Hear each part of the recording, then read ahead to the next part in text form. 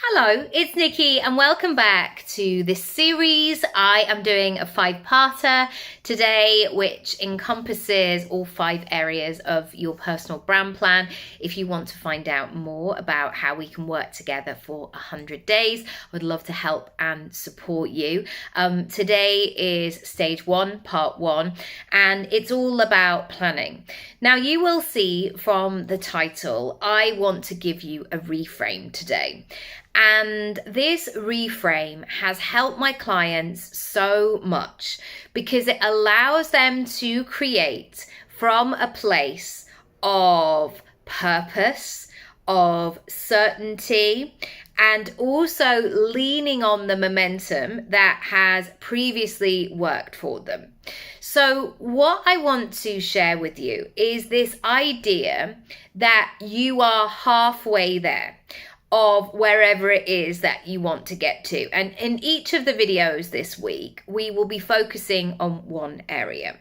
So why am I doing this? Why am I not just talking about this abstract 5-year plan?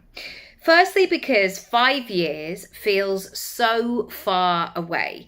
I cannot get my head around 2030. I can't quite connect to it in that way. I don't understand it. I don't know what to do with it. And so if I can't connect with it in that way, it's not a great place to build to or from.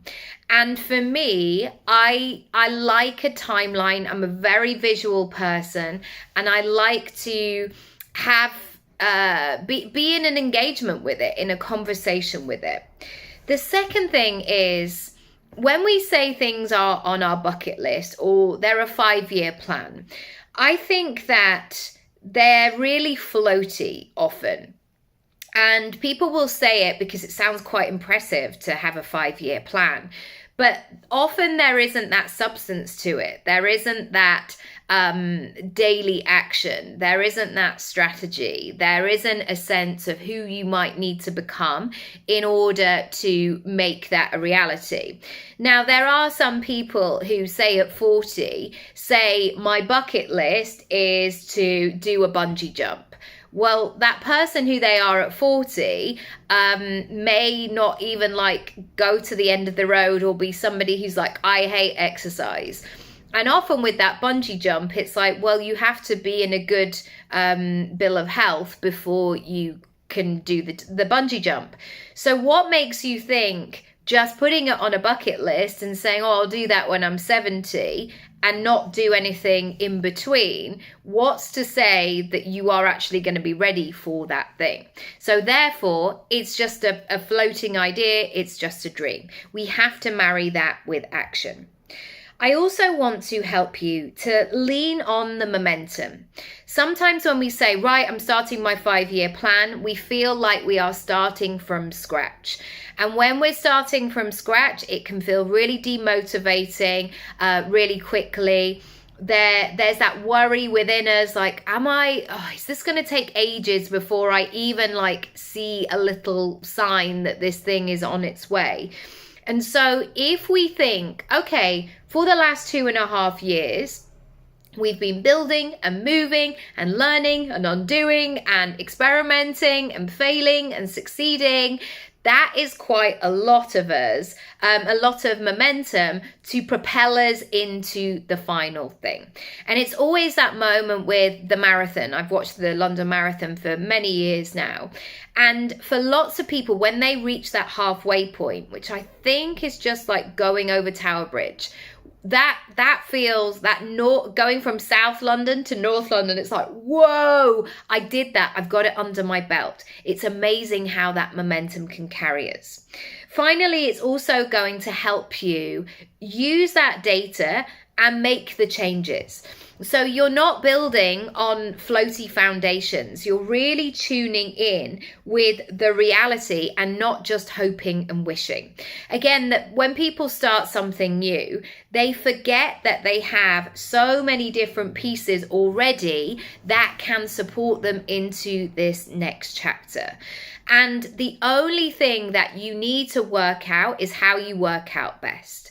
Because if you do that, if you work with yourself rather than fighting against it or chasing some trend that's going on over there, it's going to be really difficult to keep that momentum going, because you're essentially, it's almost like just wearing clothes that are in fashion, even though you don't like them or you don't want to wear them. If you can lean into the things that make you feel good, it's going to have that knock-on ripple effect. So here we go. Let's get into my notes. Number 1, I want you to do the dates. I want you to go back 2.5 years and work it out exactly. And I want you to fast forward 2.5 years. So you are truly at the equator. You are in that moment where half has gone and half is still to come. Secondly, I then want you to investigate.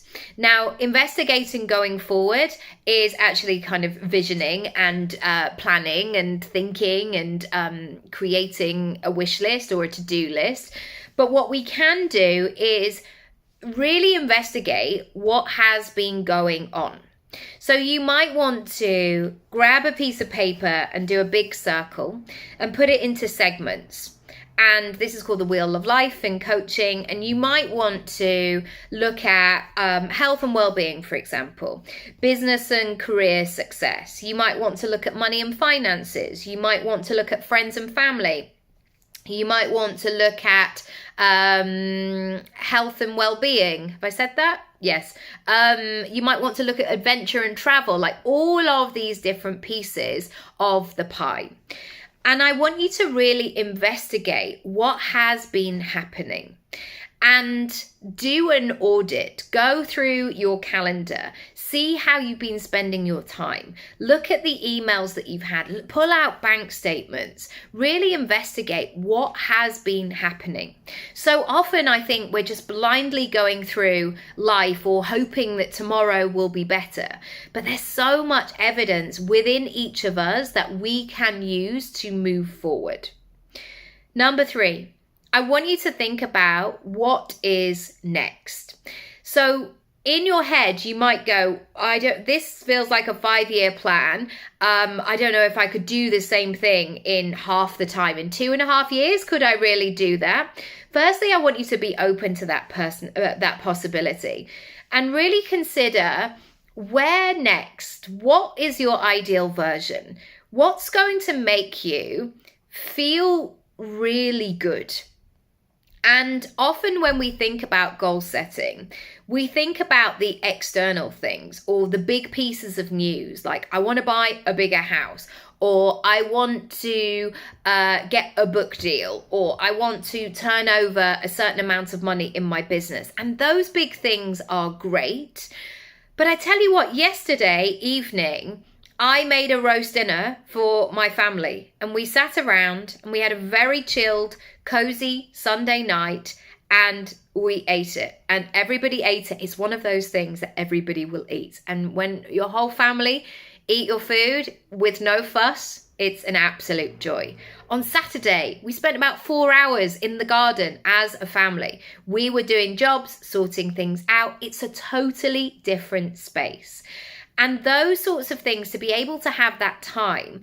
And one of the things that Matt and I were talking about is that we want to be able to maintain things and look after things and get the joy from them. I don't have any desire to live in a 16-bedroom house and like never go in any of those rooms. I would rather have less rooms that I use more, that so I feel like I'm in my house, I'm on my just in it, and everything feels really good, rather than other big parts that it might look impressive, like wow, their house is so massive, but actually I want to have that maintenance. I want to have that connection with it. That's a real marker of success. I want you to also, as number 4, go into the specifics. So say you've got a money goal What does that look like in terms of coming into your business? How would you like to make it? What does that look like in terms of your take-home money? When you talk about the holidays that you want to have, for example, where do you want to go and how can you begin that process now? Actually, how much is a flight to New York? Go into details. Are there certain airlines that have better opportunities or like are more cost effective? When do they fly out? Could you do like a Sunday to a Thursday? What would that look like in terms of the time difference? I want you to go into the specifics. And finally, now knowing where you've been, and essentially all of that information and data that you've banked, I want you to think about where do you need to go next and what do you need going forward. This sounds really boring, but I am going to share it with you because it's a great example.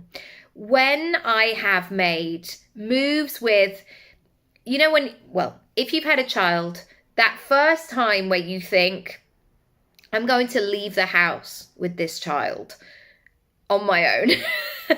And that feels so overwhelming the first time. And it might be with any of these moments, or like when I'm going to do this move in my business, or I'm going to start sending emails and like suddenly I'll be really visible to lots of people. And oh my goodness, this feels like a new phase of myself. Whenever you start to do these things, understanding and regularly reflecting really, really works.